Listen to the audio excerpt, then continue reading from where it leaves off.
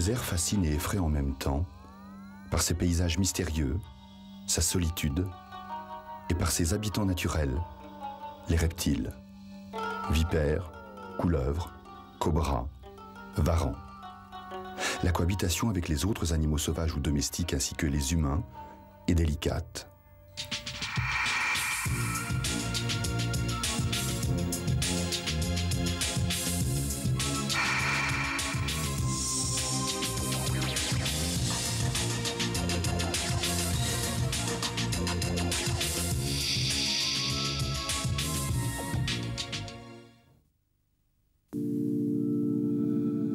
Le plus gros est le varan du désert. Sa taille peut dépasser 1 mètre. Avec son appétit féroce, il est le prédateur le plus redouté des serpents. Il possède une longue queue cylindrique, capable de décrocher de puissants coups de fouet. Il parcourt chaque jour de grandes distances pour se nourrir. C'est un chasseur très actif. Ses proies préférées sont les lézards et les rongeurs. Mais s'il rencontre une couleuvre se chauffant au soleil, il fait une entorse à son régime habituel.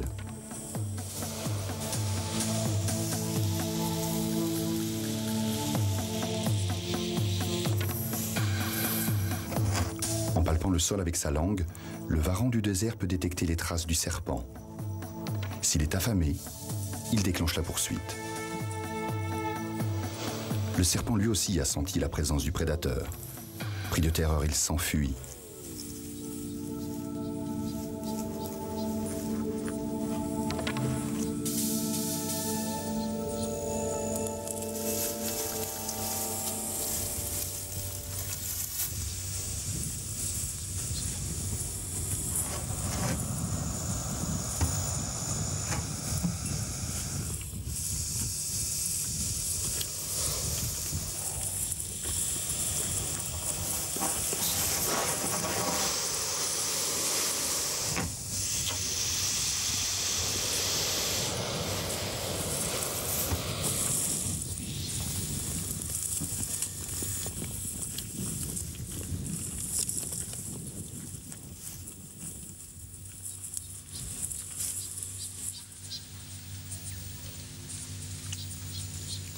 Les dents du varan ne mesurent qu'1,5 millimètre de long, mais elles sont très coupantes et surtout recourbées en arrière, ce qui lui permet de ne pas laisser échapper ses proies quand il les secoue fortement et les cogne sur le sol pour les assommer.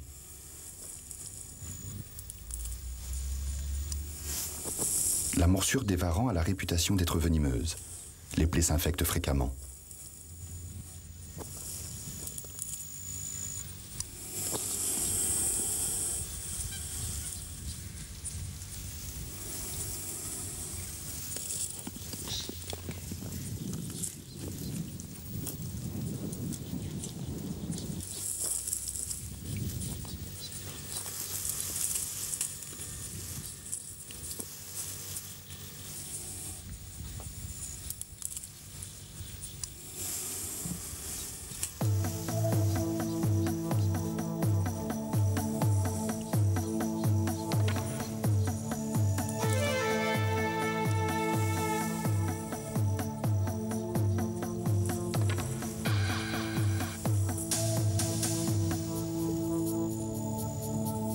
Chez les nomades, le varan du désert est un animal sacré. Il les protège du mal en éloignant les serpents. Mais il est chassé par l'homme qui le craint.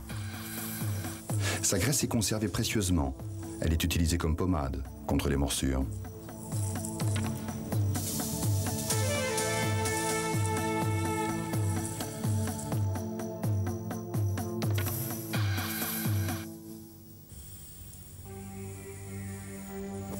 Le plus noble est le cobra.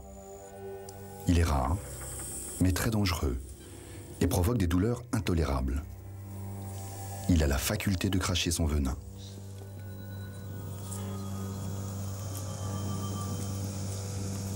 Le cobra est un symbole. Le culte des serpents en tant que divinité maléfique ou bénéfique remonte à l'âge du bronze. Dans l'Antiquité, le serpent était associé aux dieux de la science et de la sagesse.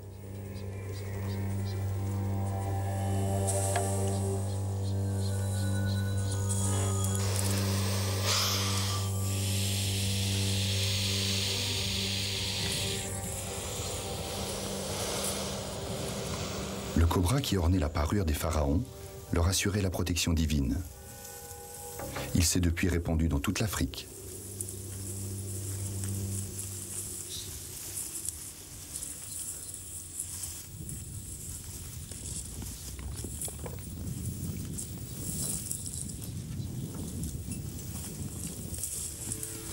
La plus dangereuse est la vipère. Le sud du Maroc en abrite plusieurs espèces. En particulier, la vipère heurtante.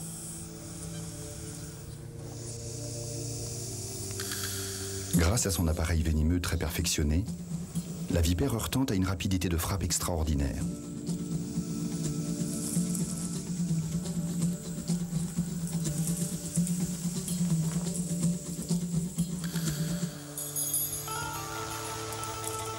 Elle est pratiquement invisible sur le sol. Son corps coloré constitue un excellent camouflage.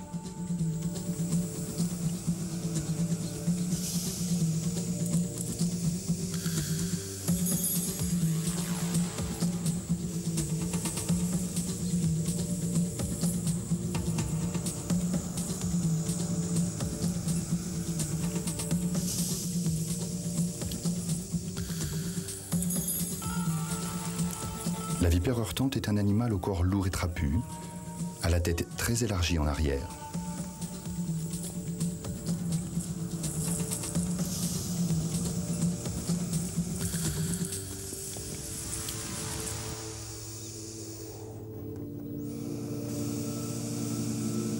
Bien que dépourvue d'oreille externe, la vipère n'est pas sourde. Elle possède une oreille interne qui lui permet de capter les sons de basse fréquence.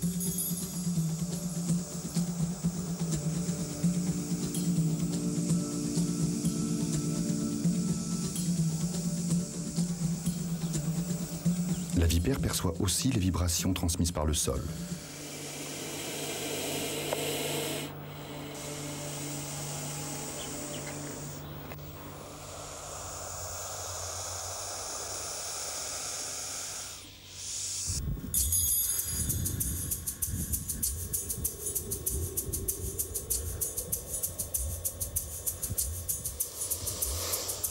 Chaque animal a ainsi son système de défense et d'attaque.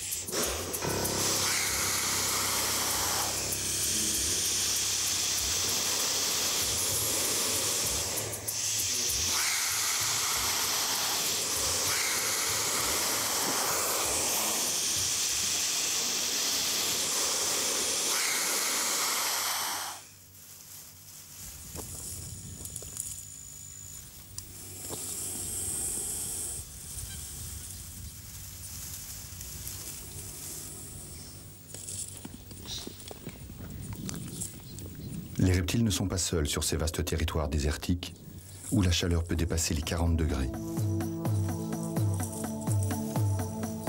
Sur le sol brûlant, une couleuvre se déplace rapidement, cherchant le point d'eau le plus proche pour se rafraîchir.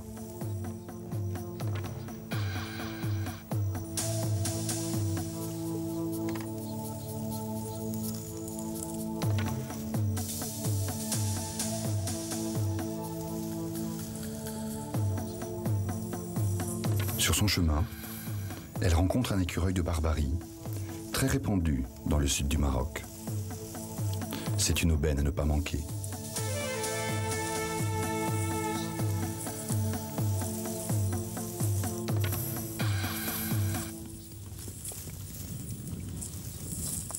Le serpent cherche d'abord à faire peur à l'écureuil avant de l'avaler.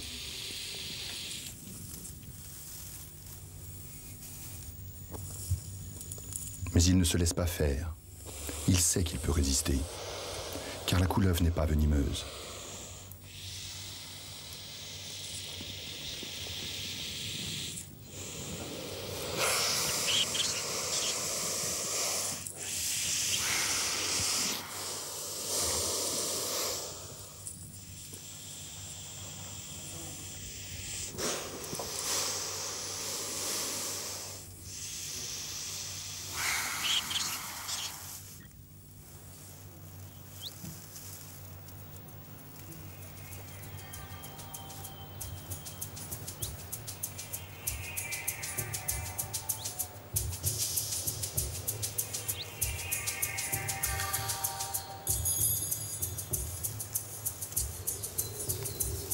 Vaincue, elle poursuit son chemin vers la rivière.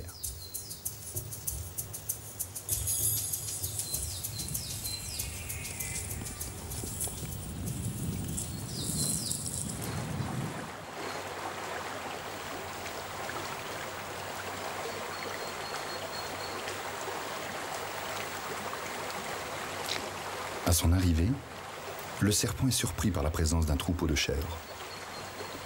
Un chevreau curieux fait un mouvement en direction du serpent. Le serpent préfère alors changer de rive.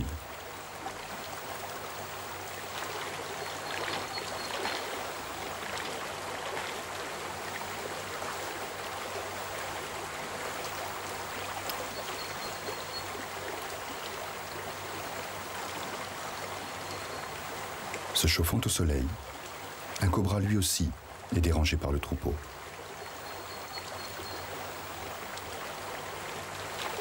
Malgré son arme redoutable, le cobra préfère prendre la fuite. Il sait aussi que l'homme ne doit pas être très loin.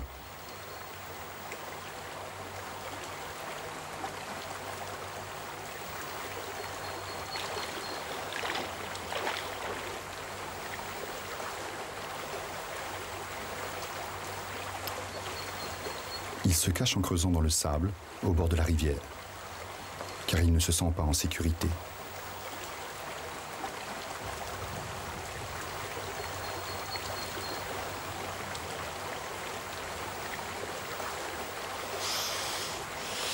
Une fois dans son trou, le cobra surveille de loin le troupeau. La vipère boit rarement dans les mares ou les flaques. Elle s'abreuve surtout de rosée, qu'elle recueille sur les brins d'herbe, à l'aube. Mais avec le manque de pluie, il n'y a presque plus d'herbe. Elle est obligée de quitter son domaine pour venir s'abreuver à la rivière, malgré les risques de mauvaises rencontres. Mais ce jour-là, c'est elle qui semble semer la terreur chez les tortues.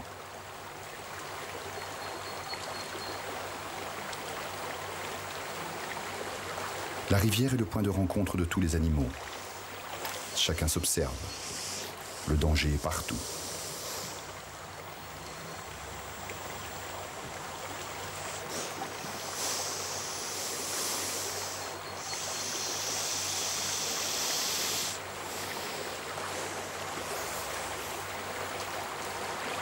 La vipère cherche à traverser la rivière, mais le courant est très fort. Elle renonce.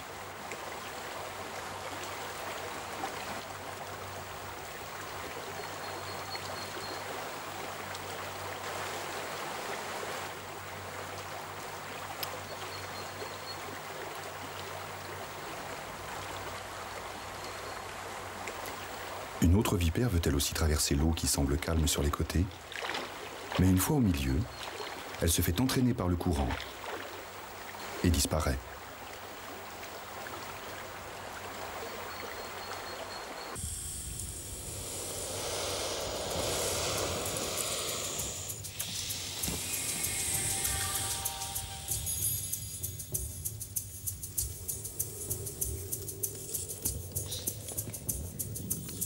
De retour de la rivière, une autre couleuvre, brûlée par le soleil, cherche une ombre dans ce désert désolé.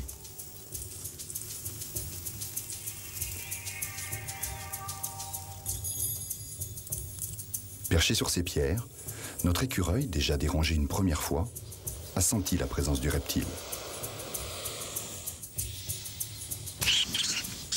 Il pousse des cris d'alarme car il sent qu'il va encore devoir défendre son territoire.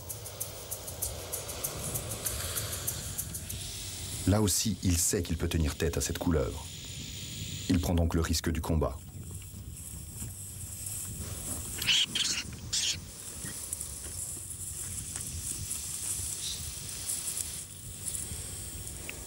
L'écureuil a été mordu lors de ces deux combats, mais malgré ses blessures, il reste le maître des lieux. La couleuvre devra aller chercher ailleurs sa nourriture.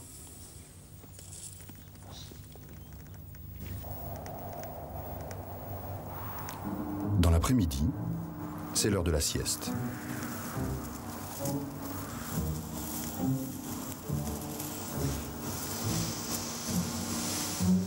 Une vipère s'approche du village. Elle est affamée.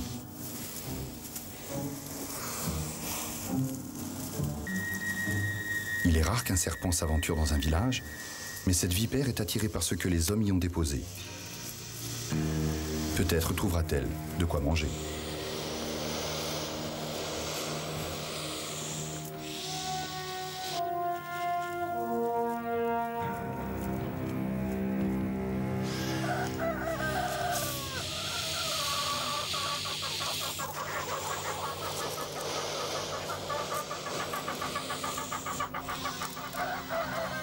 Malheureusement, une dinde lui barre la route.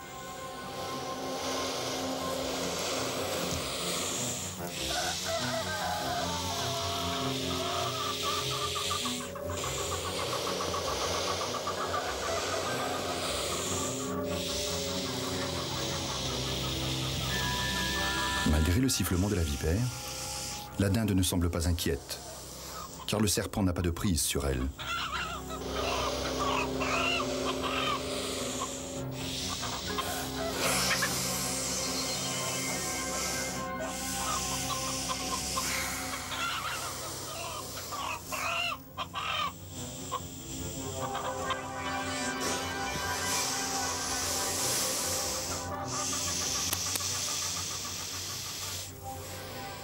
Avec des coups de bec, la dinde essaye de faire fuir la vipère.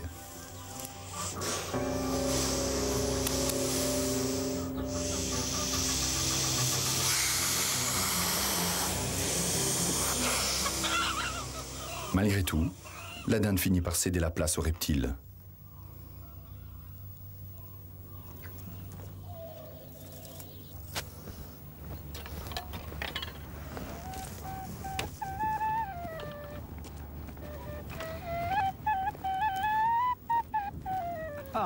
Pendant la période de chasse, Haj Ahmed parcourt la campagne pour capturer les reptiles.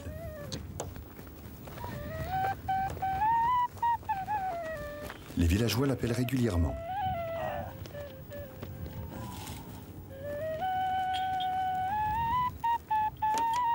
Tous les habitants le connaissent bien car depuis des années, il leur rend visite.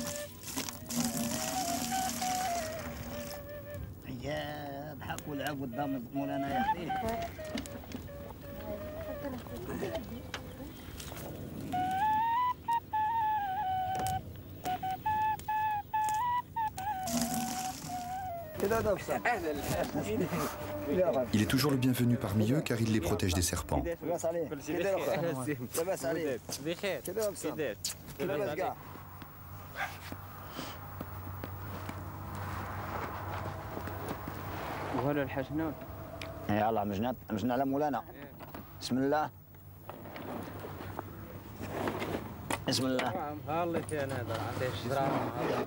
Dès son arrivée, on lui montre un petit serpent attrapé dans les champs. Aujourd'hui, on lui signale une grosse vipère qui représente une menace chaque jour pour les enfants. Une fois indiqué l'endroit où elle a été vue pour la dernière fois, Haj Ahmed ne perd pas un instant. Il se rend immédiatement sur le lieu désigné, accompagné de son assistant. Il sait que la traque peut durer des heures. Haj Ahmed et sa famille sont des adeptes du culte à Issawa, de la Zaouïa Sidr Hal, qui se trouve à 50 km de Marrakech. Les Aïssawa ont le pouvoir de maîtriser les reptiles et sont protégés. Ce pouvoir, disent-ils, leur a été transmis de père en fils par leur grand maître, Sidr Hal. Armé d'un miroir et d'une barre de fer, Haj Ahmed cherche avec précaution la vipère. Le miroir sert à refléter la lumière dans les trous sombres.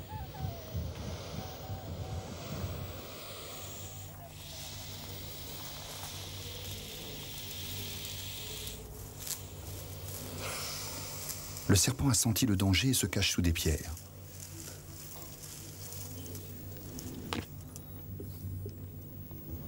Il fait très chaud et après 2 heures de recherche, il repère les traces de la vipère.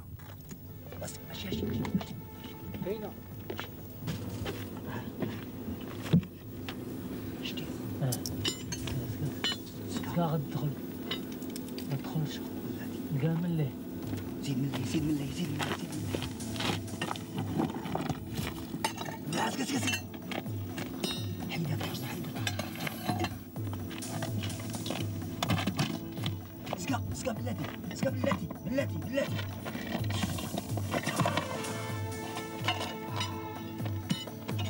زقا زقا زقا زقا شكل البينسا زقا بلاتي زقا زقا زقا زقا زيد لور زيد لور بلاتي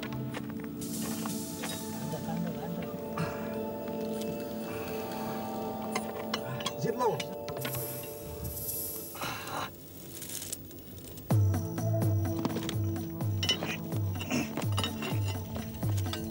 حق العيال الحجرة حق العيال الحجرة حاجي بها العتلة زيد لور زيد لور زيد لور زيد زيد لور زيد زيد زيد زيد تخر لور تخر لور ديرها بالخنشة ديرها لا تيزقا تخر سيدي تخر لور عندك سيدي واحد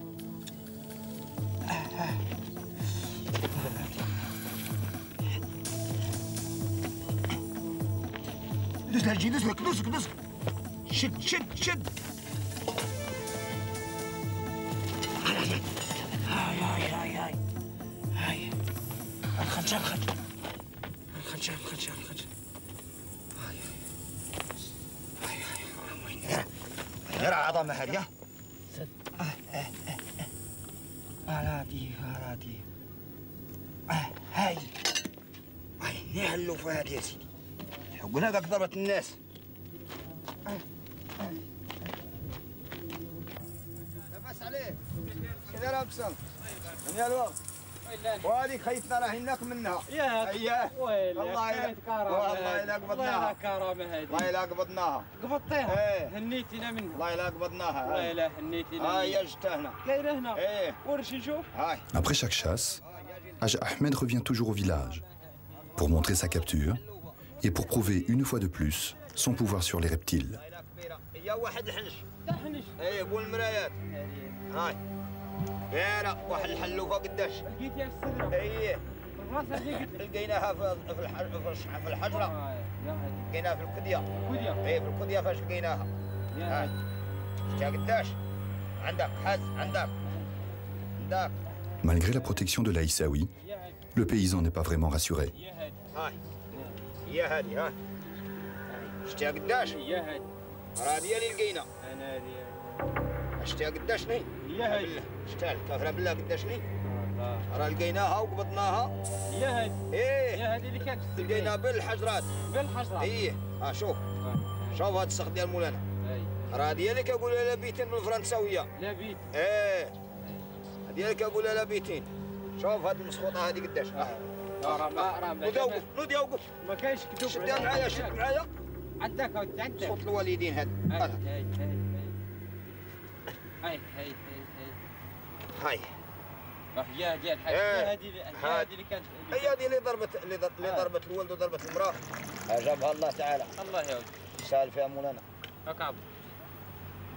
جابها الله تعالى سبحانه. Et comme toujours, c'est autour d'un verre de thé que Haj Ahmed raconte ses aventures.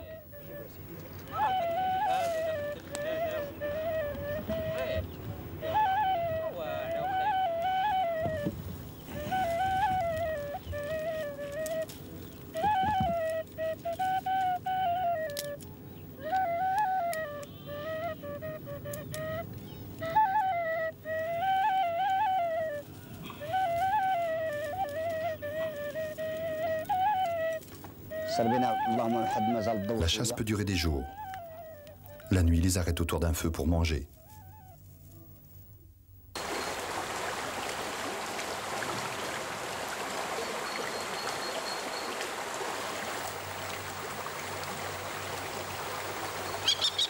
Nous voici à nouveau au bord de la rivière. Une mère épervier fait des cercles dans le ciel, cherchant un de ses petits qui a disparu. Par ses cris, elle le pousse à s'envoler car elle sait les dangers qui l'attendent. Un oiseau qui ne vole pas est un oiseau mort. Elle se pose et repart aussitôt.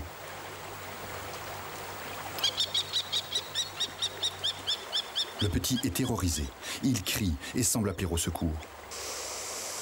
Mais soudain apparaît la couleuvre qui, après sa rencontre avec l'écureuil, se trouve maintenant face à l'épervier. Elle sait que ce n'est pas idéal, mais il faut bien manger quelque chose.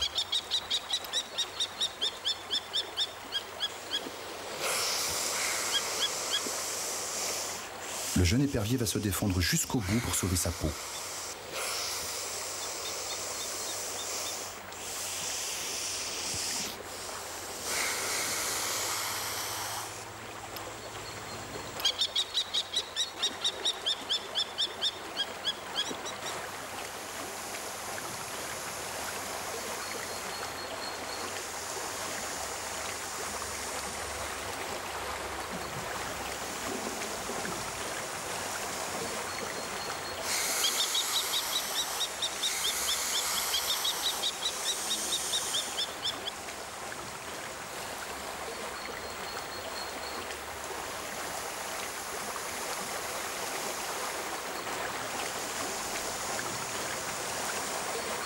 Le serpent finit par abandonner. Encore une fois, il ne mangera pas.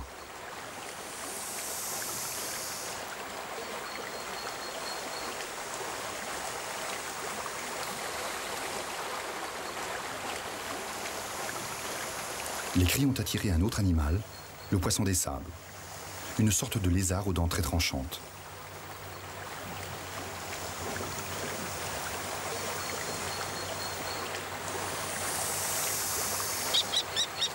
Là aussi, la lutte est acharnée sous l'œil vigilant de la mère épervier qui ne peut rien faire.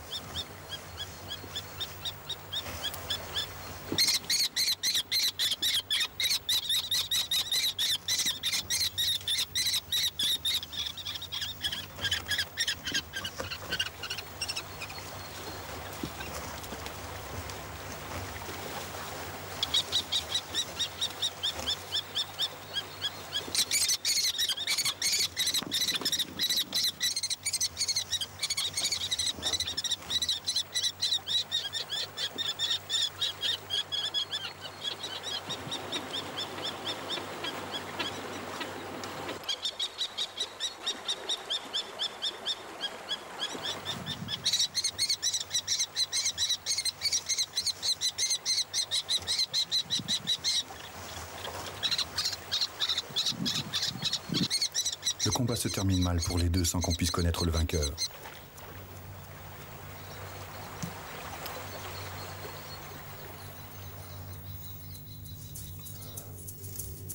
Pendant ce temps, la chasse continue pour l'Aïssaoui.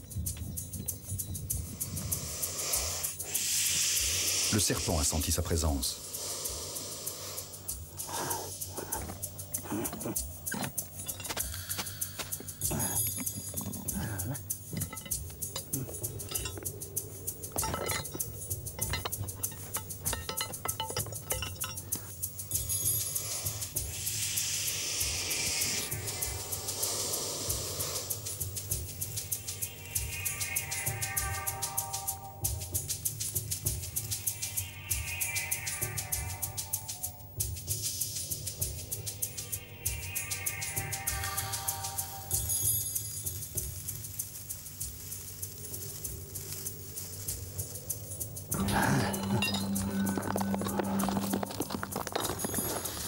Haj Ahmed fait du bruit pour effrayer le serpent.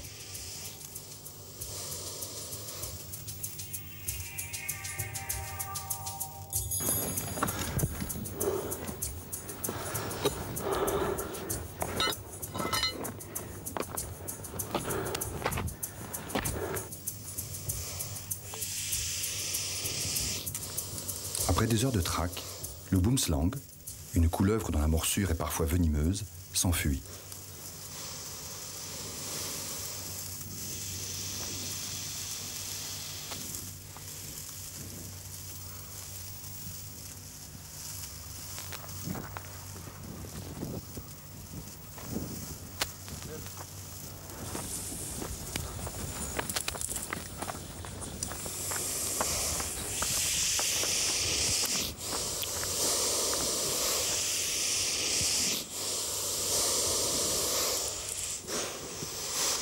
Haj Ahmed va le fatiguer jusqu'à ce qu'il puisse l'attraper car le serpent est très vif.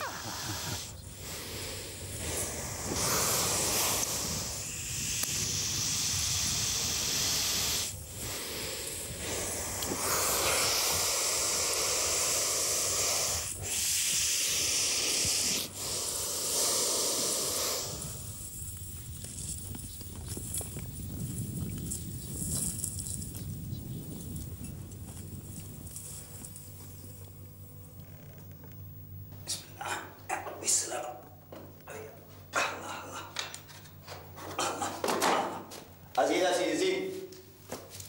راه تشوف. يا ربي يا ربي تسخر يا مولانا. بسم الله. الله. Haj Ahmed et son neveu reviennent de la chasse. Beaucoup de paysans l'ont appelé.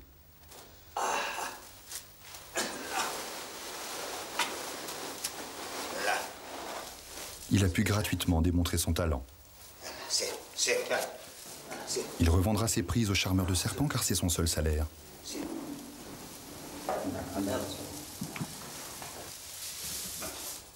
En attendant, il faut s'en occuper.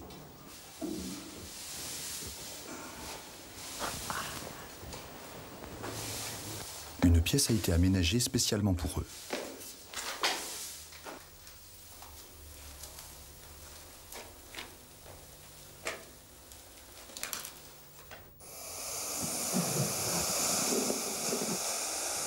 Dans une autre pièce, Haj Ahmed garde enfermés les serpents les plus dangereux dans des boîtes. سبحان الله. غنوريك ثاني سنان هذه كي دايرين.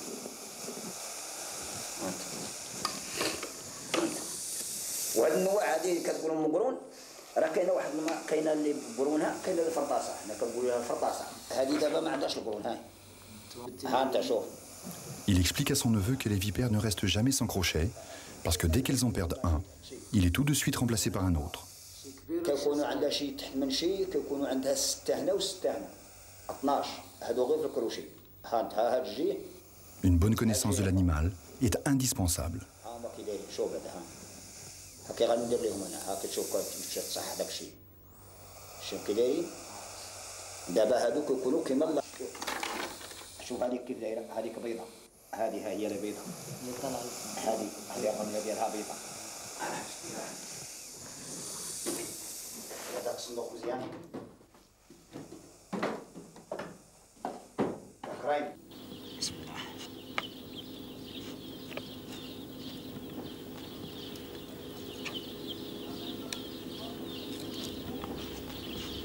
Haj Ahmed ne donne à manger qu'aux vipères et aux cobras, tandis que les couleuvres qu'il garde dans la pièce se dévorent entre elles.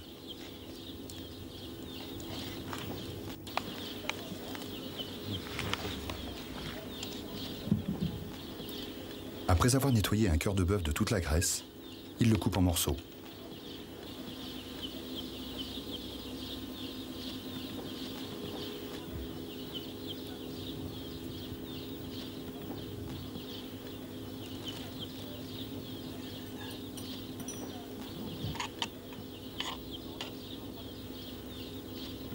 Avec l'aide d'une grosse aiguille, il fait manger le serpent.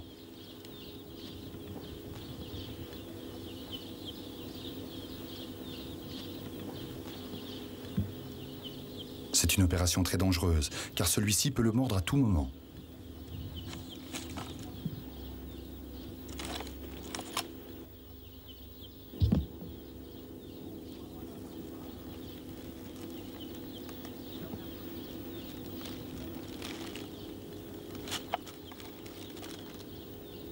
Après le repas, il lâche la vipère pour qu'elle puisse faire descendre la viande dans son corps. Après, elle doit rester au repos pendant au moins 4 jours pour la digestion.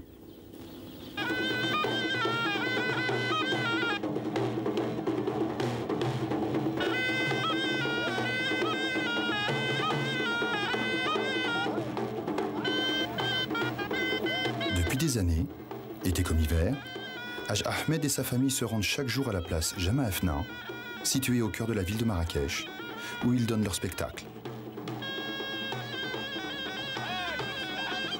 Ils prouvent ainsi inlassablement leur pouvoir sur les reptiles contre quelques pièces de monnaie.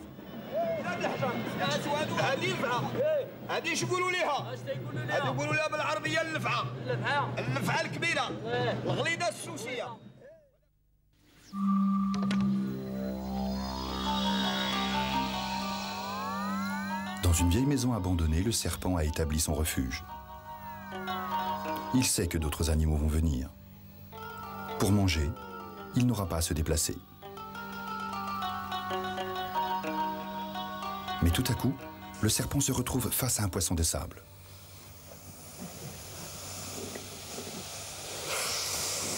Celui-ci, très agressif, passe à l'attaque.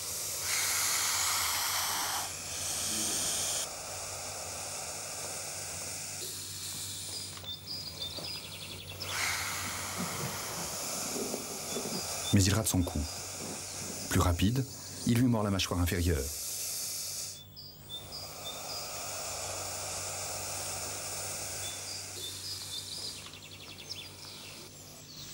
Désemparée, la couleuvre cherche à se libérer, mais le poisson de sable avec ses mâchoires redoutables ne lâche pas prise. Le serpent qui croyait avoir une proie facile se retrouve en position délicate.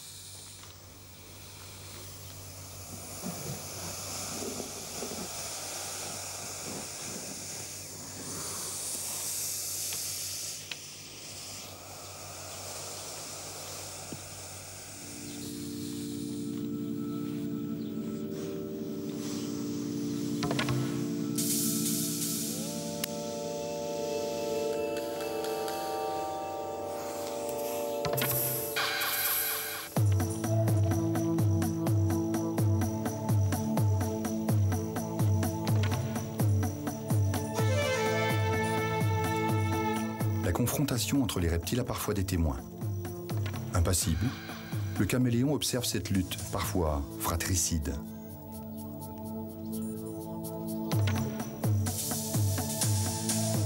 Les espèces se dévorent entre elles.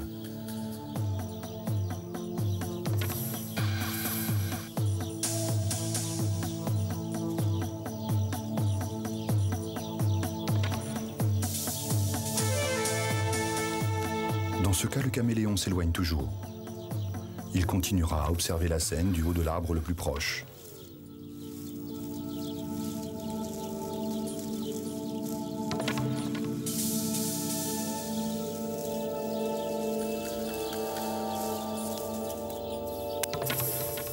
La façon dont les serpents s'alimentent a toujours impressionné les hommes. La mobilité de leurs mâchoires leur permet d'avaler des proies plus grandes qu'eux et de se déformer pour les engloutir.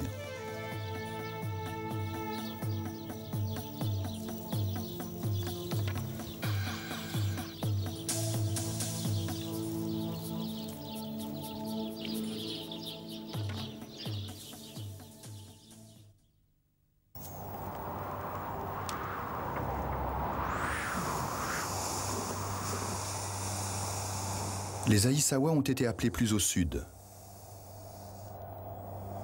Aujourd'hui, la capture d'un cobra se doit d'être fêtée. Alors l'Aïssawa joue, comme ses ancêtres depuis l'Antiquité, avec le serpent. Un jeu dangereux, mortel, mais indispensable pour affirmer leur pouvoir.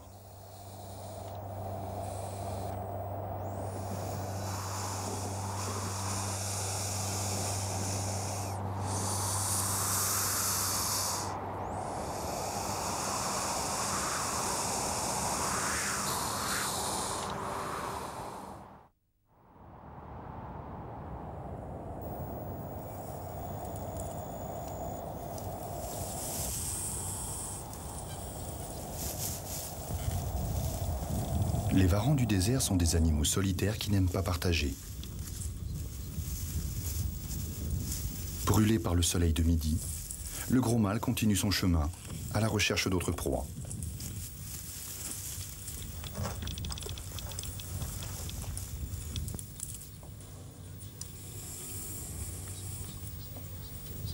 Haj Ahmed, écrasé lui aussi par la chaleur, inspecte chaque buisson.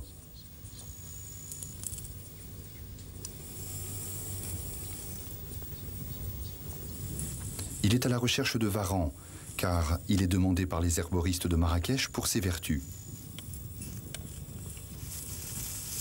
Il faut enjamber le varan 3 fois et les mauvais sorts disparaissent. On brûle sa peau pour chasser les esprits. On utilise sa graisse contre les morsures de serpents. Plus le varan est gros, plus les vertus sont nombreuses.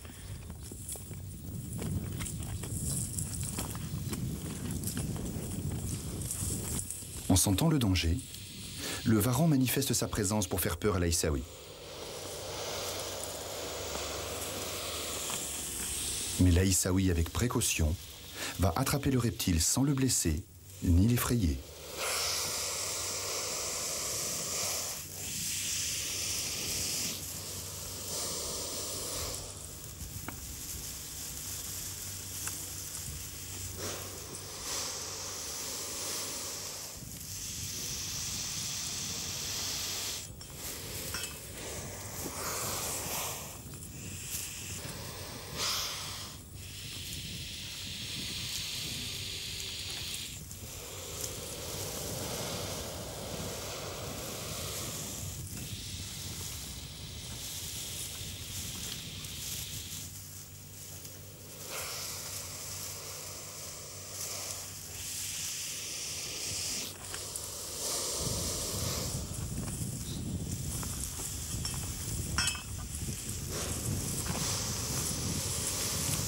En le caressant, l'Aïssaoui gagne la confiance du Varan qui se laisse faire.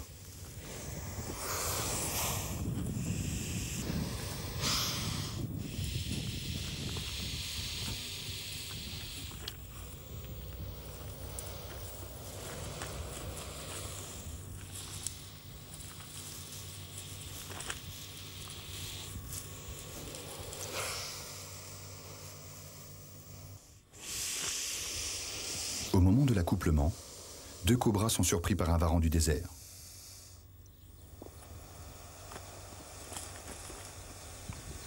Le mâle tente de le chasser de son domaine, mais le varan affamé ne se laisse pas intimider par le sifflement du serpent. Le varan sait qu'il n'a aucune chance contre les deux cobras. Il faut donc les séparer.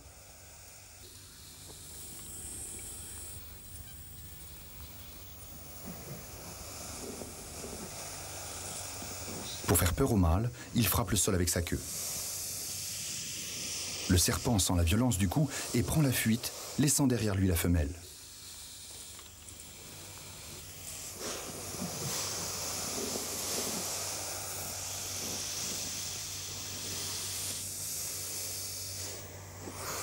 Celle-ci, inconsciente du danger, attaque le varan.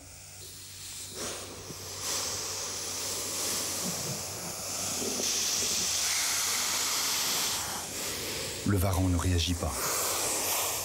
Immobile, il guette le bon moment.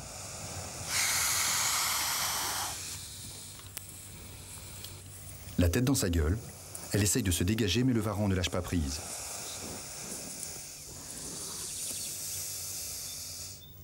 Pendant que la femelle subit ce châtiment, le mâle, perché sur un palmier, observe la scène qui peut durer des heures.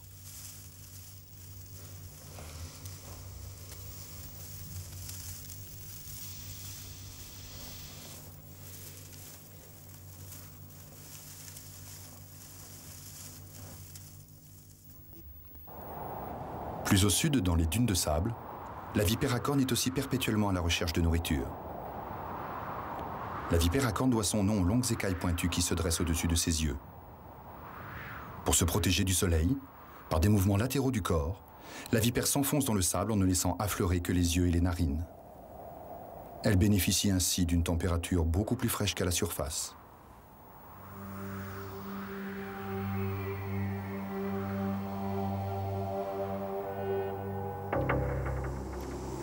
La vipère à cornes est une espèce largement répandue à travers le Sahara et parfaitement adaptée à la vie difficile dans le désert.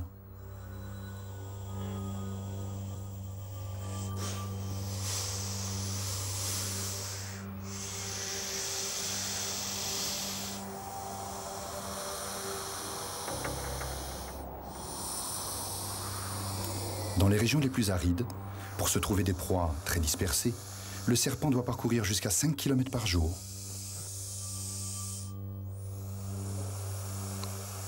La vipère à cornes ne reste pas fidèle à un domaine vital bien défini. Elle change de secteur en fonction des conditions climatiques et des pluies très localisées. Elle n'hésite pas à s'aventurer dans des pentes raides et à escalader des collines de plus de 100 mètres. Le serpent sort avant le crépuscule pour chasser. Il visite alors systématiquement les terriers et inspecte les quelques touffes de végétation. Dans les dunes de sable, les proies sont rares. Alors elle décide de se diriger vers l'oasis le plus proche.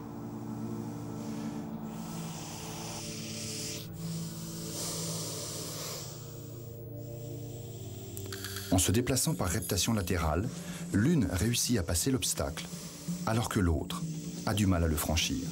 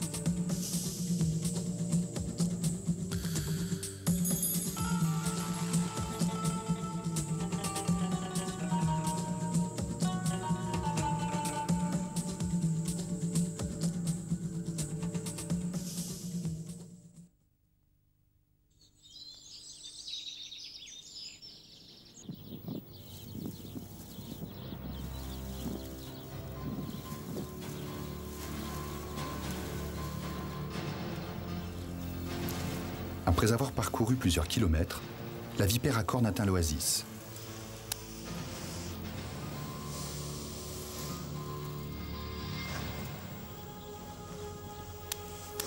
Elle rencontre un poisson de sable qui lui aussi est sorti pour chasser.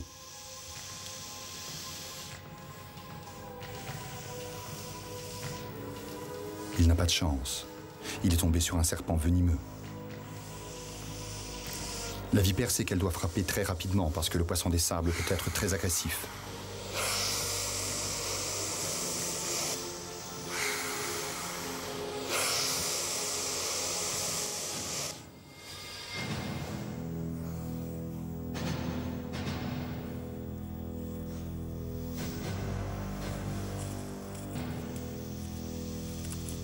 En lui tenant la tête, il essaye de l'étouffer, mais la vipère se laisse faire, car elle sait que le venin qu'elle lui a injecté va commencer à produire son effet.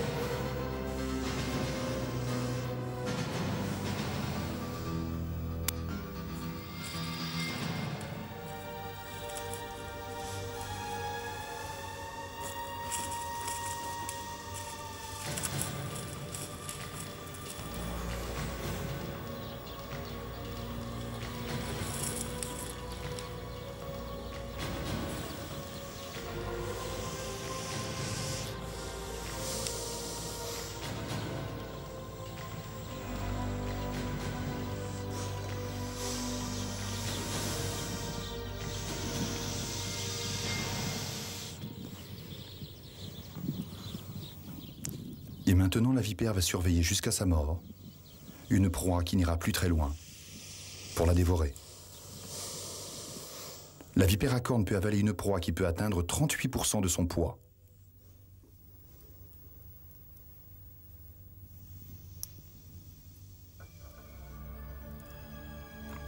Le plus petit est le scorpion. Il existe une trentaine d'espèces de scorpions dans les limites du Sahara.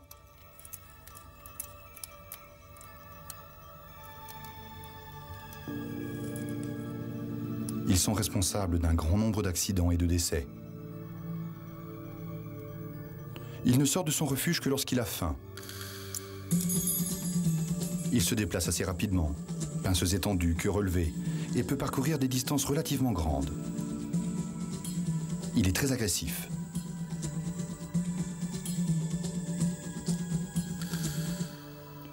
La vue ne semble pas intervenir dans le repérage des proies.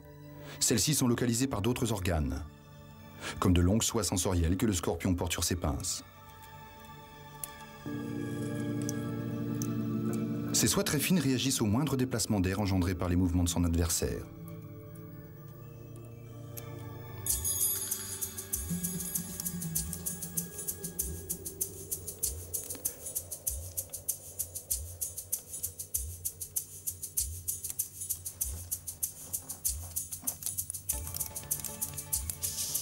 Le varan, pourtant le plus gros, semble être amené à fuir devant le plus petit. La nature est ainsi faite. Les reptiles que l'on croyait les maîtres du désert ont aussi des difficultés pour se nourrir et même pour se défendre. Venimeux ou non, les animaux ont instauré un équilibre dans lequel chacun a sa place. Même les hommes ne l'ont pas réellement modifié.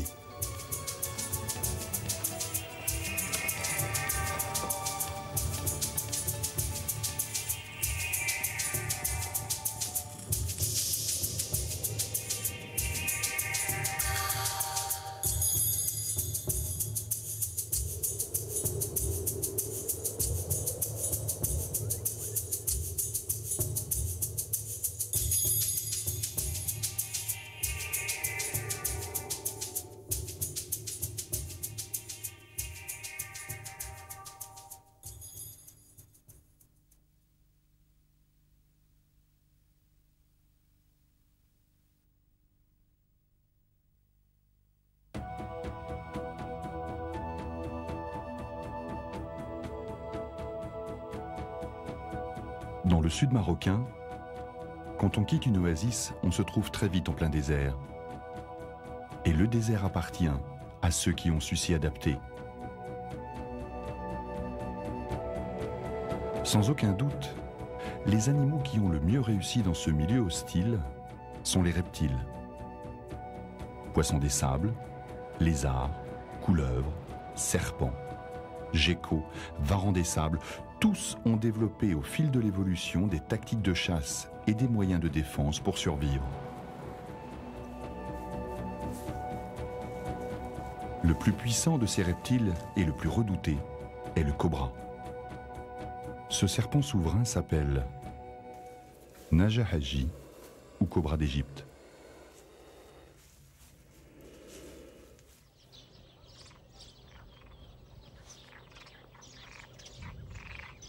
Le cobra d'Égypte a établi son domaine à proximité des massifs semi-montagneux, de l'ergue, mais on le rencontre aussi dans les oasis, à proximité des villages, où il vient chercher des proies à sa convenance. Les hommes comme les animaux ont de bonnes raisons de le craindre. Il détient une arme terrible, un venin mortel qu'il injecte à ses victimes en les mordant. Son allure aussi a de quoi impressionner, surtout quand, pour intimider ses adversaires, il se dresse et déploie sa coiffe en élargissant la peau de sa nuque. Ce qui le rend plus effrayant encore, sa longueur, plus de 2 mètres, et la couleur de ses écailles, le noir, symbole de la mort. Avec un tel portrait, on pourrait croire le cobra sans faille. Pourtant, comme tous les serpents, il est sourd aux bruits extérieurs. Sa vue n'est pas mauvaise, mais il ne perçoit les formes ou les silhouettes que lorsqu'elles bougent. Malgré cela, c'est un prédateur hors pair. Et nous allons le suivre dans ses chasses.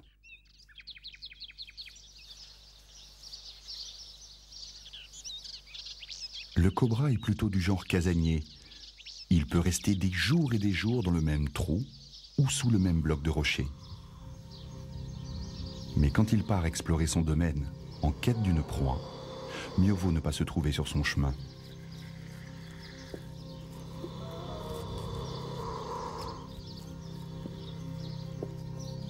Première rencontre du jour.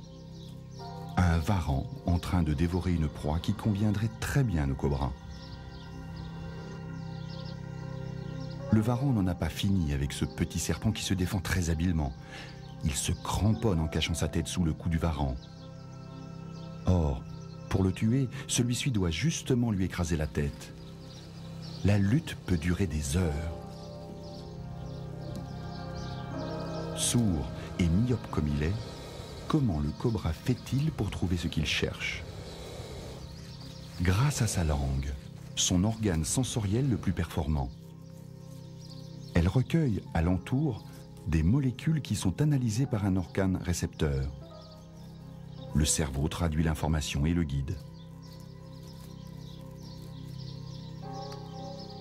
Il semble bien décidé à poursuivre le varan pour le chasser de son territoire. Le varan a trouvé un coin tranquille où il pourra dévorer sa proie tout en surveillant l'approche du cobra. Ce dernier n'apprécie pas que cet intrus s'attarde sur son domaine. Mais il ne l'attaquera pas. car le varan des sables est, en dehors de l'homme, son ennemi le plus redoutable. Il a des dents coupantes et sa morsure est dangereuse.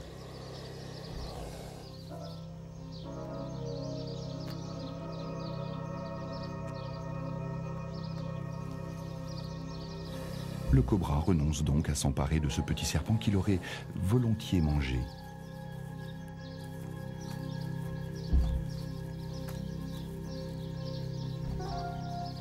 Mais il trouvera bien ailleurs une proie plus accessible.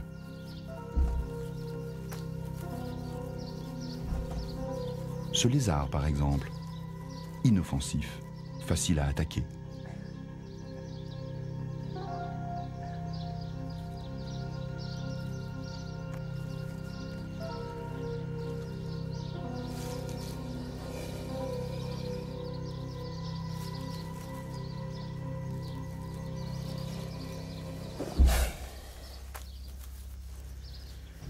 Il arrive évidemment que les proies ne se laissent pas faire. Le lézard a cru trouver refuge dans cette cavité rocheuse. Ce sera son tombeau.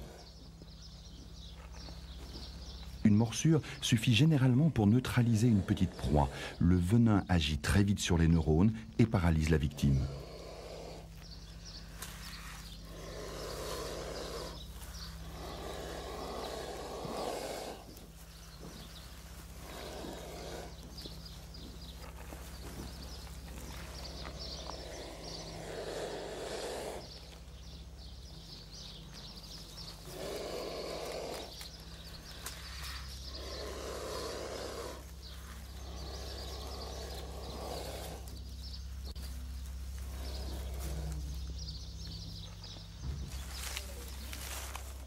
Décidément, il y a beaucoup d'agitation aujourd'hui sur le territoire du cobra.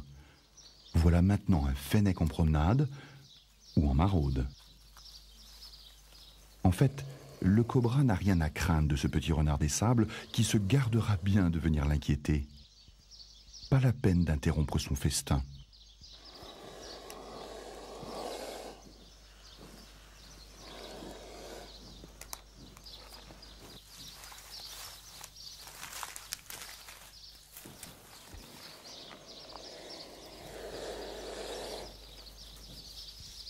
Le fennec est incroyablement rapide, ce qui le rend redoutable pour les proies qu'il traque.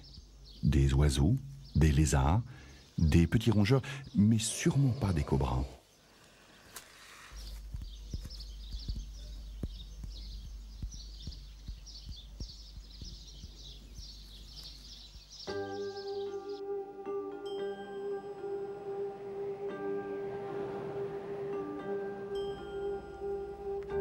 Quelques jours plus tard, une fois le lézard digéré, notre cobra repart en chasse.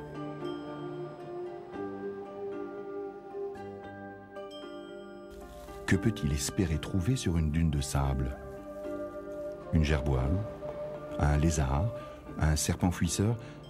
Peut-être, mais ce sont autant de proies qui intéressent aussi un autre de ses ennemis, le hérisson.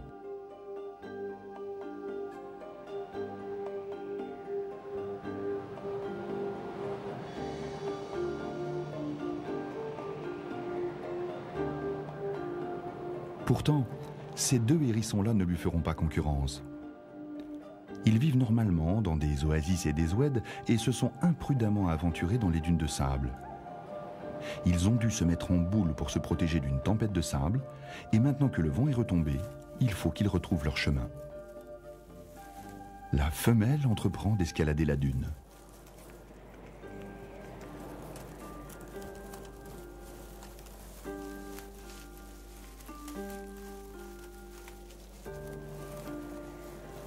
Ces hérissons ne sont pas familiers de ce milieu et n'en connaissent pas les dangers.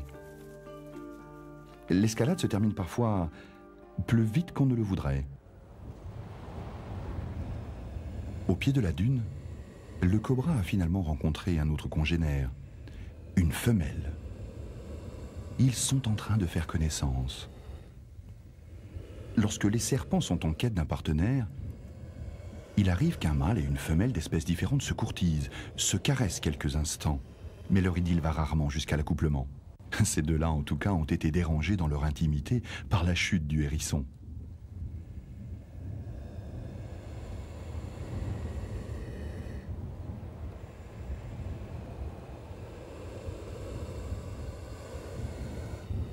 Par principe, il faut se méfier des hérissons, quoiqu'ils s'attaquent rarement à deux serpents à la fois. De toute façon, celui-ci n'a pas l'air très agressif. Sa chute l'a complètement étourdi.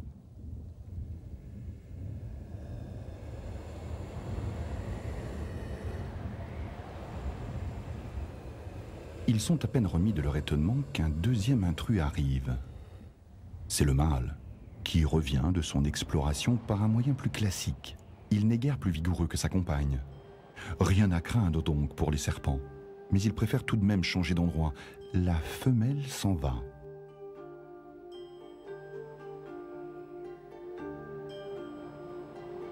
Le cobra hésite encore, observe bien les hérissons pour être sûr qu'ils n'ont pas l'intention de l'attaquer. Et s'éloigne à son tour.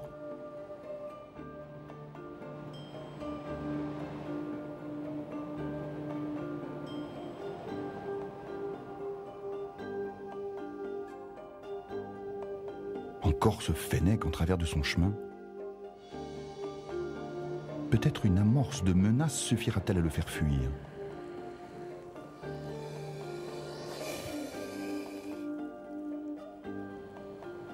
Deux choses incitent un cobra à quitter son repère pour parcourir des kilomètres en plein désert. Se nourrir et s'accoupler. Chasser n'est déjà pas de tout repos, mais trouver une partenaire sexuelle est parfois un vrai parcours du combattant. Il est sur une piste. Le sable porte l'empreinte et l'odeur d'une femelle. Mais ce qui l'attend au bout du chemin n'est pas tout à fait une partie de plaisir. La femelle dont il a suivi la trace a déjà plusieurs prétendants.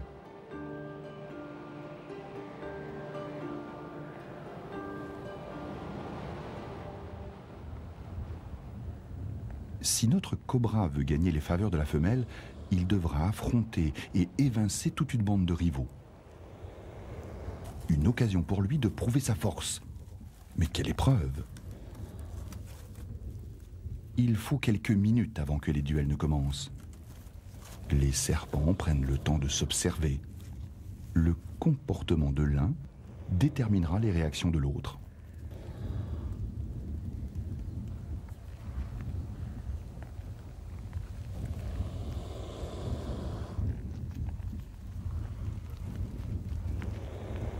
Au cours de ces combats rituels, les adversaires ne cherchent pas à se tuer, mais simplement à éprouver leurs forces respectives. C'est pourquoi ils ne se mordent jamais, ce qui, étant donné la virulence de leur venin, serait fatal pour l'un comme pour l'autre. Ils se contentent d'un corps à corps qui aboutit rapidement à l'abandon du plus faible. La femelle qui déchaîne tant de passion, la voici. Elle est toute disposée à l'accouplement. De la tête à la queue, sa peau émet des phéromones, des substances chimiques produites sous le contrôle des hormones sexuelles. Autour de ce buisson chétif, qui donne tout de même un peu d'ombre, les luttes ritualisées pour remporter la palme se poursuivront pendant plusieurs jours, avec de nouveaux arrivants, plus ou moins motivés, plus ou moins persévérants.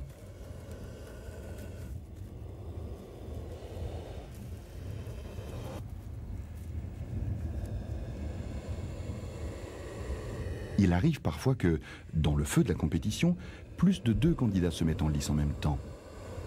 Ce qui complique un peu les choses. Décontenancés, ne sachant plus où donner de la tête, les combattants restent dressés sans oser bouger.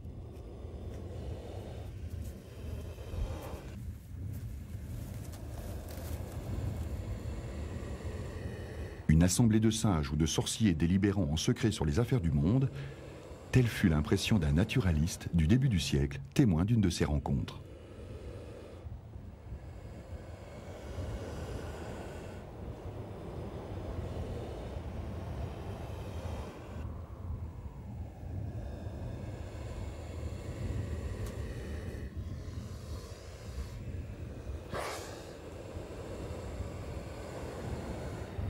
Les singes vont être dérangés par un visiteur importun, et non des moindres, un chat des sables.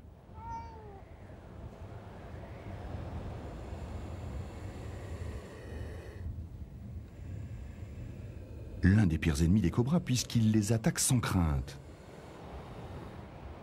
Dans l'arène des prétendants, c'est le statu quo. On interrompt provisoirement les combats rituels pour guetter les faits et gestes de l'ennemi. Lequel ennemi n'est pas réellement menaçant pour le moment. Il est midi, le sable est très chaud et il doit chercher un abri le plus vite possible. La femelle et un des mâles semblent prêts à profiter de cette accalmie pour s'accoupler, mais le chat s'approchant, ils rejoignent les autres.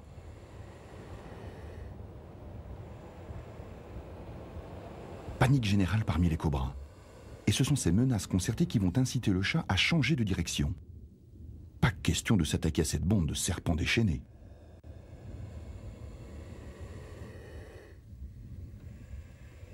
En scrutant l'horizon et en dardant leur langue, les serpents seront vite renseignés sur les faits et gestes du chat. Mieux vaut rester sur ses gardes, au cas où celui-ci changerait d'avis. Mais non. Décidément, lui semble plus préoccupé de s'abriter que de chasser.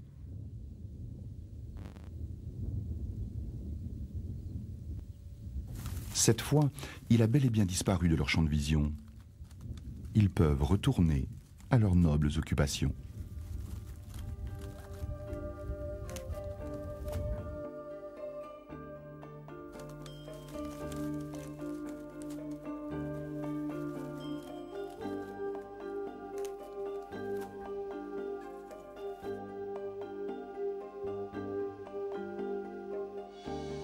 Vu les circonstances, on ne sait pas très bien qui est sorti vainqueur des tournois, mais c'est notre cobra qui va avoir la chance de s'accoupler avec la femelle tant convoitée.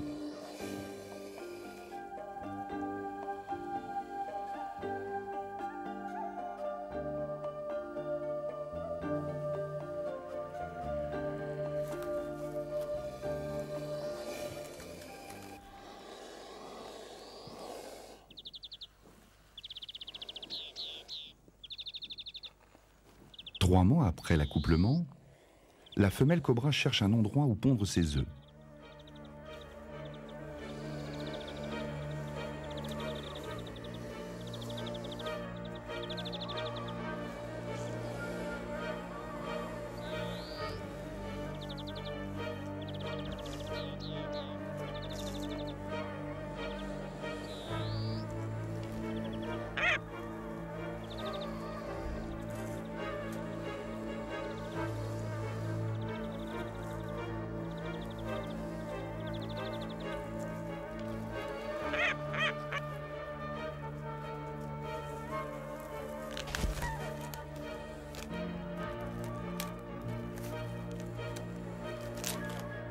Cette cavité rocheuse pourrait lui convenir, mais elle est occupée par un jeune faucon qui est tombé du nid. Ne sachant pas encore voler, il s'est réfugié ici. Qu'à cela ne tienne, la femelle cobra va le déloger. Le jeune faucon est pris au piège dans cette fosse, mais il ne se laissera pas faire.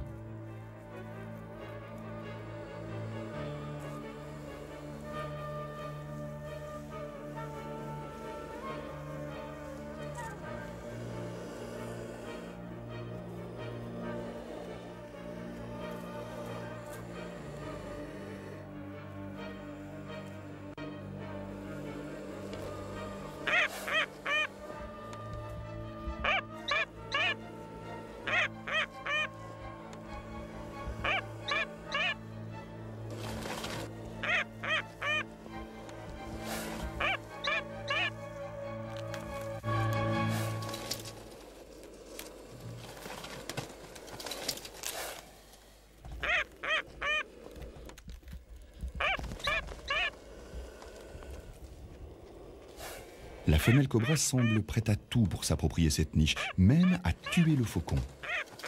Seulement, elle ne sait pas par quel bout prendre cette masse de plumes, ni comment arriver à mordre la chair pour injecter son venin. Par chance, presque par miracle, le faucon parvient à s'échapper.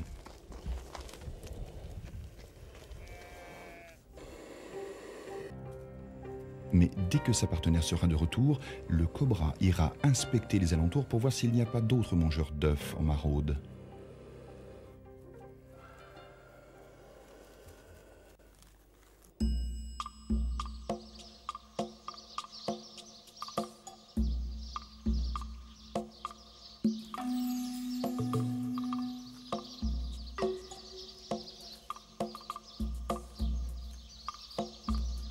Inspection des lieux, où l'on verra le cobra découvrir, non loin du nid, pire qu'un mangeur d'œufs, un mangeur de serpents. Ce hérisson du désert est justement sur le point de dévorer une de ses victimes.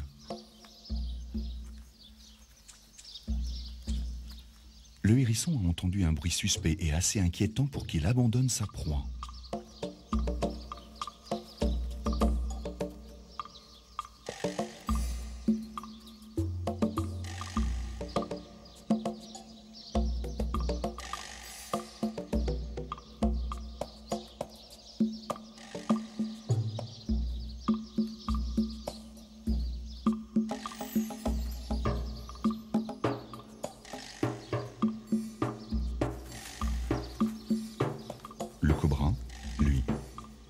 Bien pour chasser ce gêneur jusqu'à ce qu'il se trouve assez loin de son nid.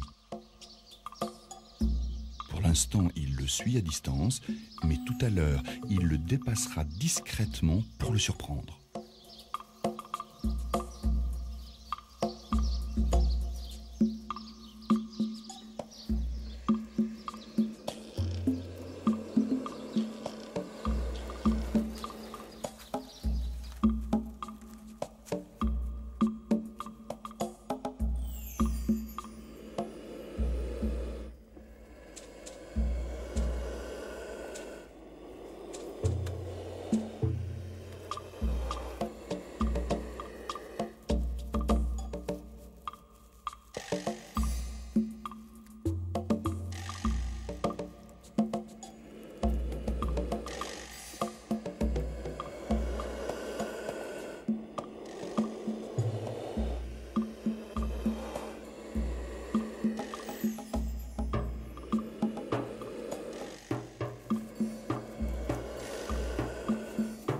Posture d'intimidation.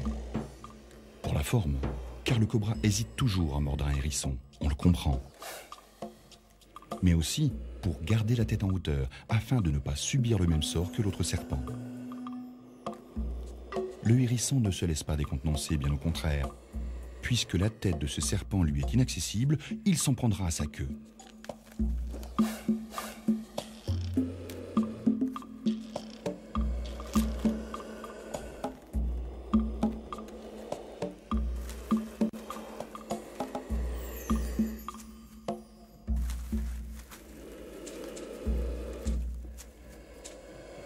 Le cobra a compris la leçon. Autant laisser le hérisson passer son chemin sans plus l'inquiéter.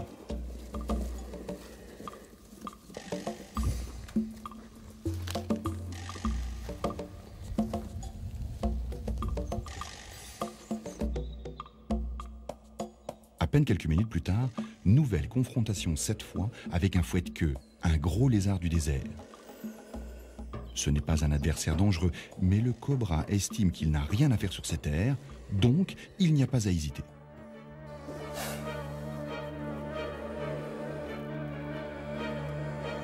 Attaque foudroyante, morsure instantanée.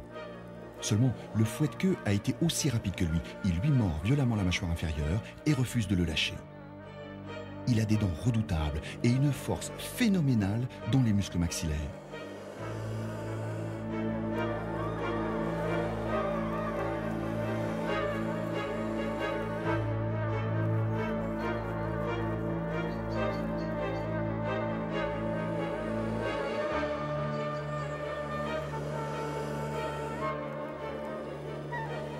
Le cobra est désemparé. Lui qui croyait avoir affaire à un adversaire facile, le voilà en mauvaise passe.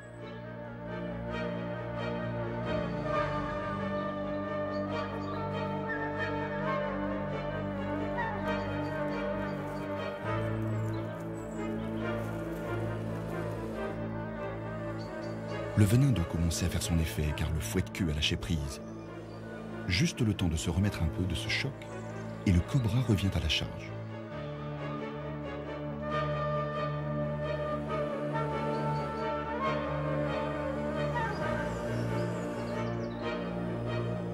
Le fouette-queue est tellement estourbi qu'il ne réagit même pas à ces nouvelles morsures.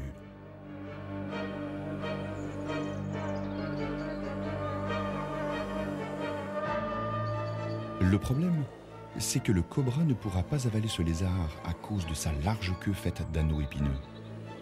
Et il le sait. Alors, à quoi bon s'acharner sur lui?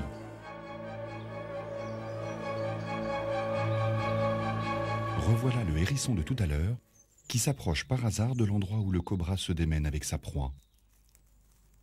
Pendant ce temps, le cobra doit rêver du jour où les serpents auront des dents. Même avec ses mâchoires puissantes, il ne pourra jamais arracher le moindre morceau de cette chair. Le comble serait que le hérisson vienne dévorer le lézard à sa place. Non, décidément, il n'y a rien à espérer. Mieux vaut s'en aller. Attiré par tous ces bruits, le hérisson vient voir ce qui se passe. D'un côté, un cobra qui s'éloigne. De l'autre, un fouette-queue à l'agonie. C'est si rare de trouver une proie toute disposée à se laisser dévorer. Si rare que c'en est louche. Peut-être le hérisson a-t-il senti le venin. Peut-être n'a-t-il plus assez faim pour une aussi grosse proie. En tout cas, il la dédaigne. Pour notre jeune faucon de tout à l'heure, cette journée n'est décidément qu'une succession de rencontres désagréables. Il vient d'échapper à un cobra et voilà maintenant un boomslang, un serpent au venin très toxique. Heureusement, le boomslang s'attaque rarement à d'aussi grosses proies.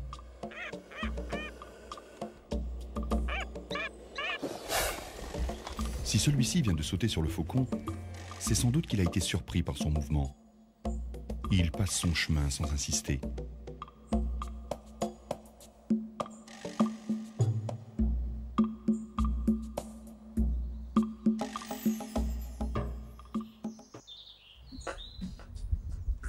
En poursuivant sa route, le boomslang risque de faire une rencontre autrement plus inquiétante. Car le cobra, mis en appétit par la capture du fouette-queue, est reparti en chasse. Sa première trouvaille pourrait être fort intéressante. 2 couleuvres en train de se dévorer. Curieusement, il préfère les laisser à leur macabre tête-à-tête. À tout instant, qui chasse dans le désert doit s'attendre à rencontrer un autre chasseur.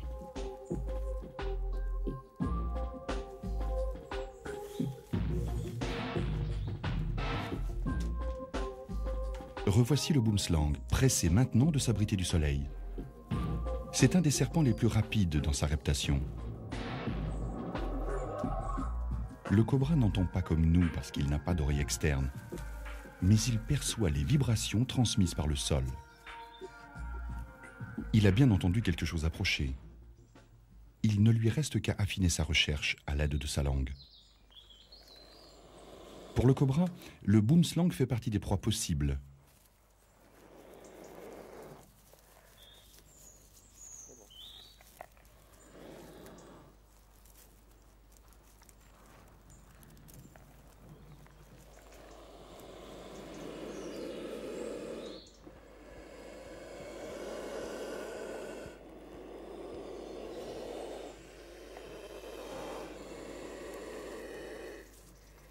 Possible, mais dangereuse. Ce serpent ne peut pas se dresser comme lui, mais il a aussi une position d'attaque. Le cobra a été le plus rapide. Tuer la proie ne prend qu'un dixième de seconde.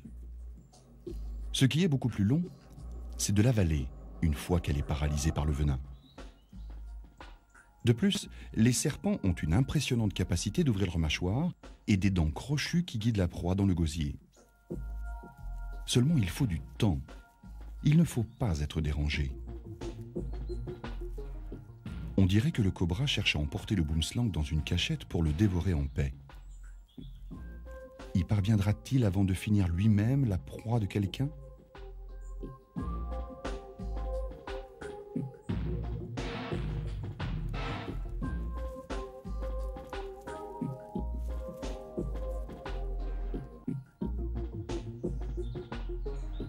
Il a finalement renoncé à déplacer son boomslang et reprend son festin. Le venin a également pour effet de dissoudre les chairs, ce qui facilite aussi bien l'ingestion que la digestion. Contrairement aux lézards qui mangent en général un grand nombre de proies de petite taille, les serpents absorbent en une fois de grandes quantités de nourriture et peuvent supporter de longues périodes de jeûne. Ce qui leur permet de rester longtemps tapis dans leurs repères, loin des dangers de toutes sortes.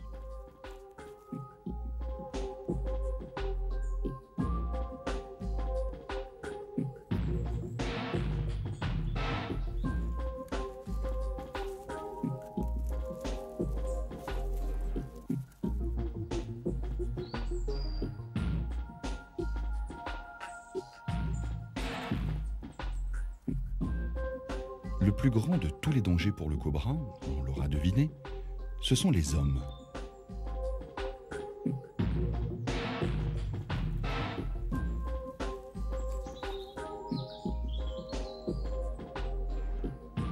Les hommes des villages qui se trouvent sur son territoire et qui ont peur de lui. Encore un petit effort et il aura englouti 1,80 m de chair. Il lui faudra plusieurs jours pour digérer cela.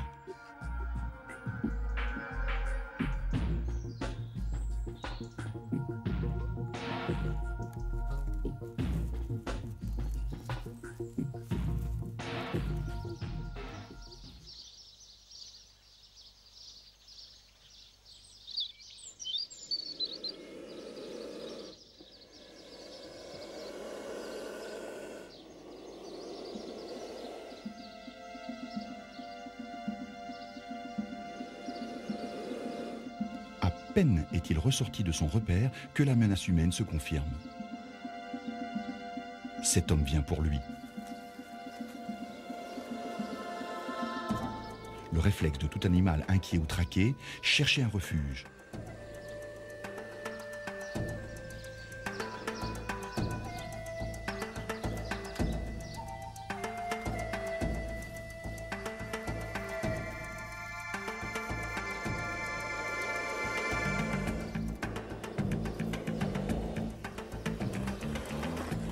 Cet homme, c'est Haj Ahmed, un Aïssaoui, un charmeur de serpents. Les habitants des villages font appel à lui chaque fois qu'un cobra rôde trop près des habitations.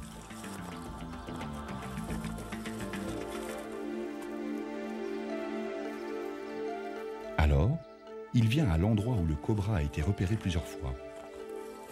Il vient armé d'un miroir et d'une sorte de pioche.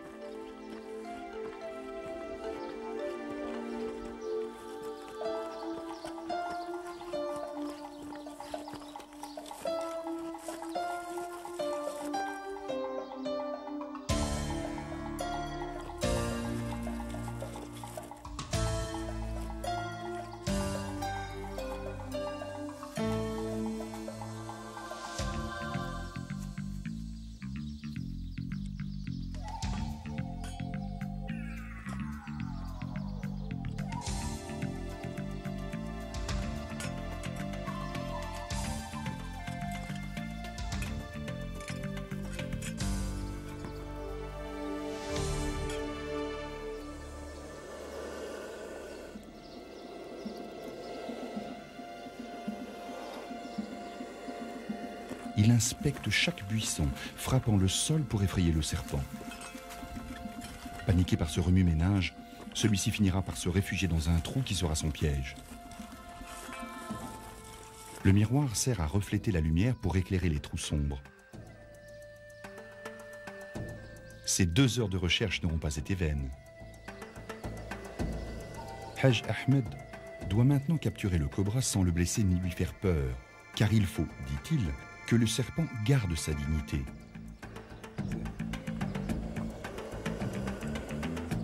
Un cobra traumatisé n'aura pas confiance en son maître et n'aura aucune chance de faire vibrer les foules sur la place Jemaa Fna de Marrakech.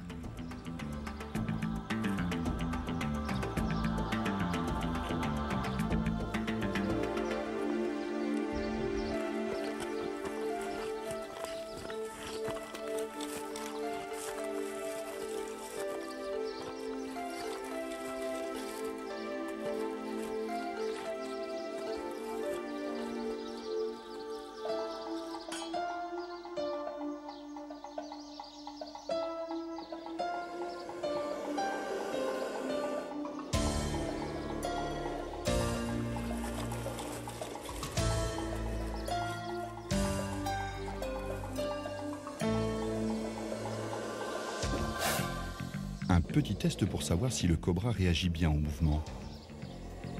À tout moment, le serpent pourrait lui sauter au visage et le mordre. Mais Haj Ahmed est apparemment certain qu'il ne lui arrivera rien. Il peut relâcher son cobra. Celui-ci ne cherchera pas à s'enfuir. Comme si ce tête-à-tête l'avait déjà subjugué. Haj Ahmed n'est pas le seul de sa région à apprivoiser des cobras.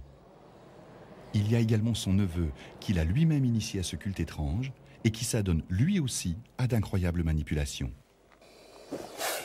Les Aïssawa ont, paraît-il, le pouvoir de maîtriser les reptiles et sont protégés contre leurs morsures.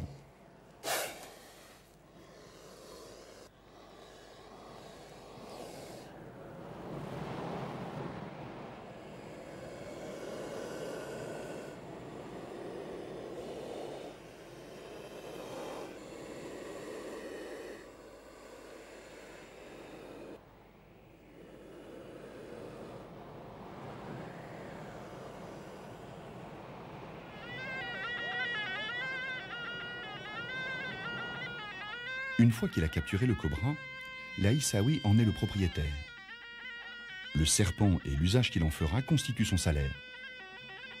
Chaque jour, il se produit avec son serpent sur la place Jama El Fna, à Marrakech.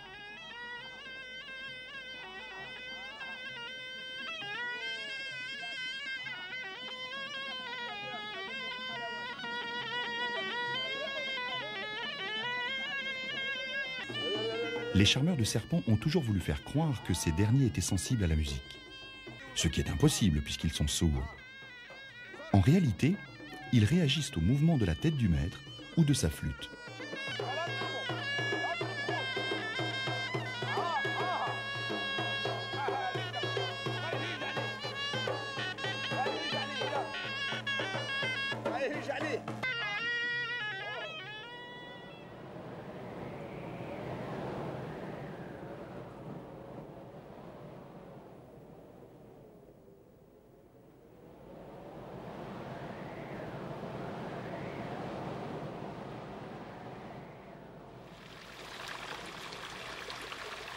Lorsqu'au printemps, les neiges des hautes montagnes commencent à fondre, les oueds du désert se remplissent et ressemblent pour quelque temps à des rivières intarissables.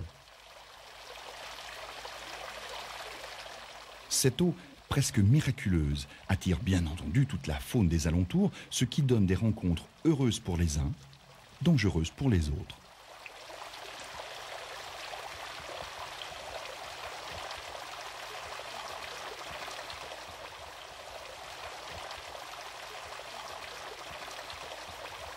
Ce petit aigle ne sera sans doute pas très rassuré de voir un chien sauvage, même jeune et inexpérimenté, passer à 2 brasses de lui.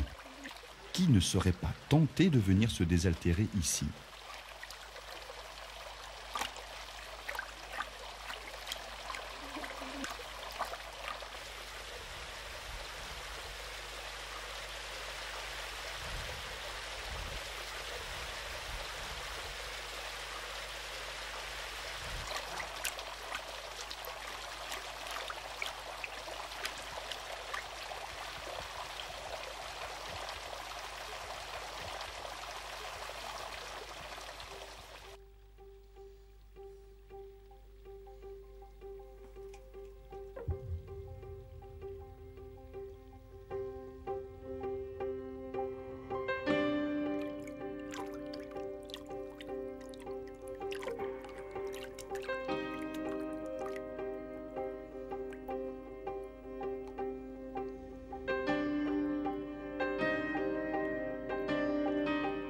Méfiant, le cobra a d'abord choisi un poste d'observation qui le met pour l'instant à l'abri de tout danger. Derrière chaque rocher peut surgir un animal qu'on n'attendait pas. L'un des plus dangereux, le varan. Encore lui.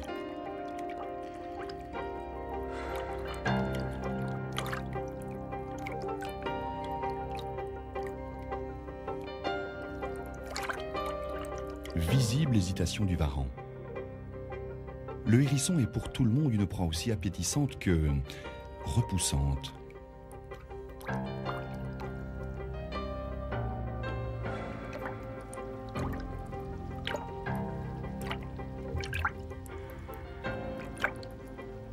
Le hérisson, de son côté, ne semble pas du tout inquiété par la présence du varan.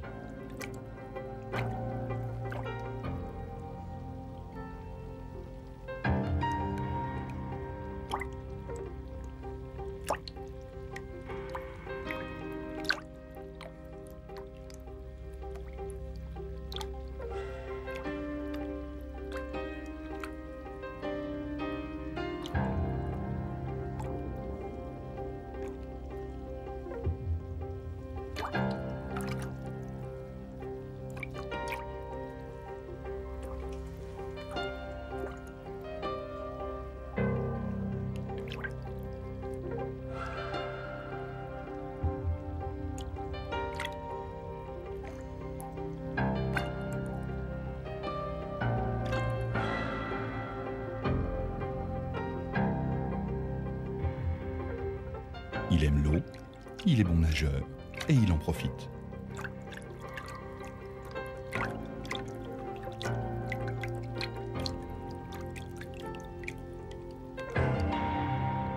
Le varan finit par se désintéresser du hérisson, mais cette vague poursuite a visiblement aiguisé son appétit. Sa langue va et vient, il cherche, il espère trouver une autre proie. Avec sa tenue de camouflage, le boomslang peut passer inaperçu aux yeux de certains prédateurs. Mais les organes sensoriels du varan détectent tous les mouvements. Le boomslang a finalement choisi la fuite, quitte à se faire emporter par le courant. Le cobra est toujours sur son île, mais il n'y restera plus très longtemps. Profitant peut-être que le varan ne le voit pas, il regagne la berge. Seulement, le varan a dû percevoir un léger clapotis dans l'eau. Le cobra est prêt à se défendre si jamais l'autre décide d'attaquer, ce qui ne serait pas étonnant.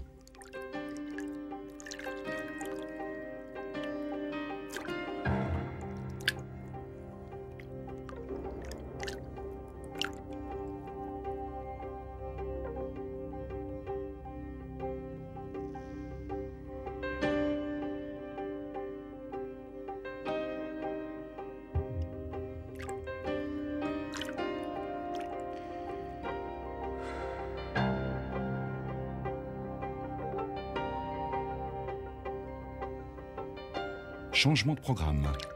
Le cobra a préféré éviter la confrontation directe.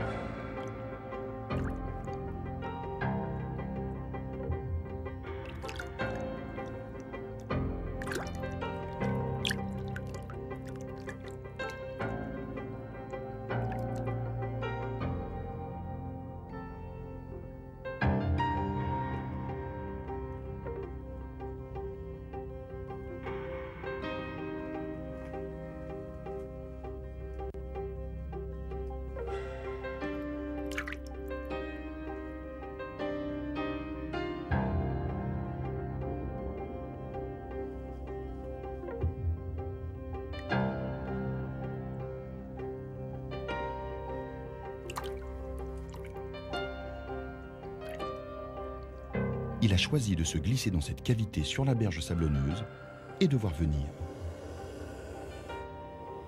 Maintenant, ces deux puissants prédateurs se tiennent mutuellement en échec. Contrairement à son habitude, le cobra a opté pour la fuite. Mais ce n'est qu'une apparence. Perché dans cette tour de sable, il est en réalité en position de force. L'attaquer serait prendre un gros risque.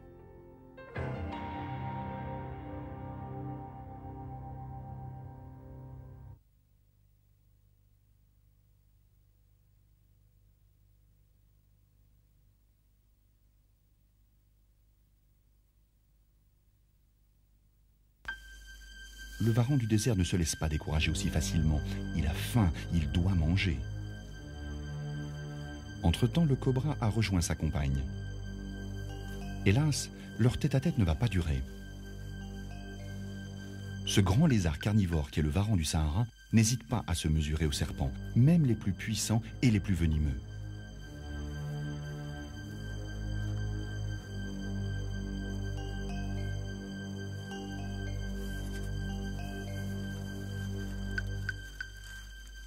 Les langues bifides s'activent, les corps se dressent, on dirait que les cobras ont senti le danger. Pour une raison inexpliquée, le varan s'est arrêté dans sa course, ne sachant visiblement plus de quel côté aller.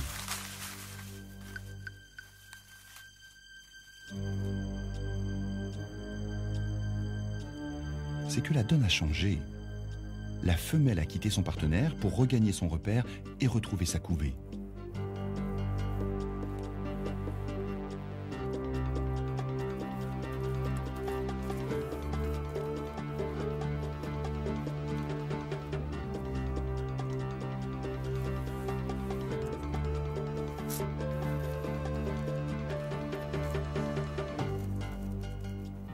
En affinant son écoute sensorielle, le varan se rend compte qu'elle va passer tout près de lui.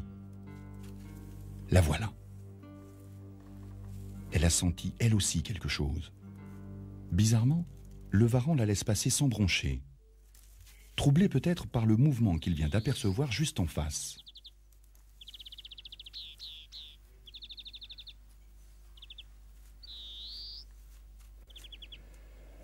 Le mâle, s'éloignant à son tour et entreprenant d'escalader le tronc d'un palmier.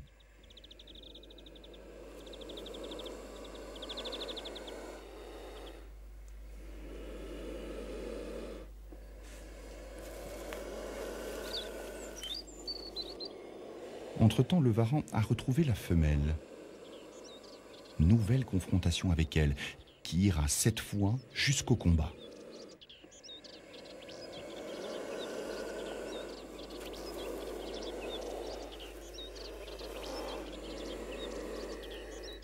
Si le varan est aussi sûr de lui, c'est qu'il a réussi à saisir la tête du cobra et l'empêche de bouger. Il lui suffit d'être patient, de ne pas lâcher prise. Le serpent finira par étouffer.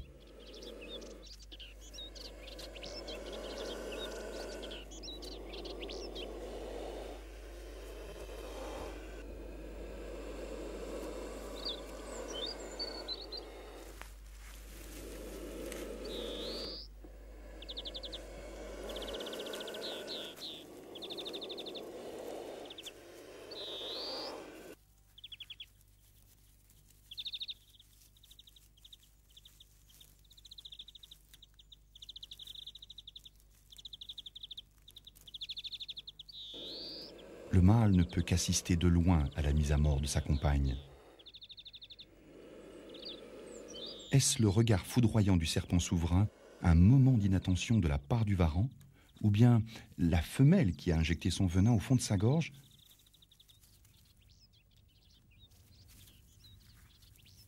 Toujours est-il que le varan a lâché prise et qu'elle parvient à s'échapper.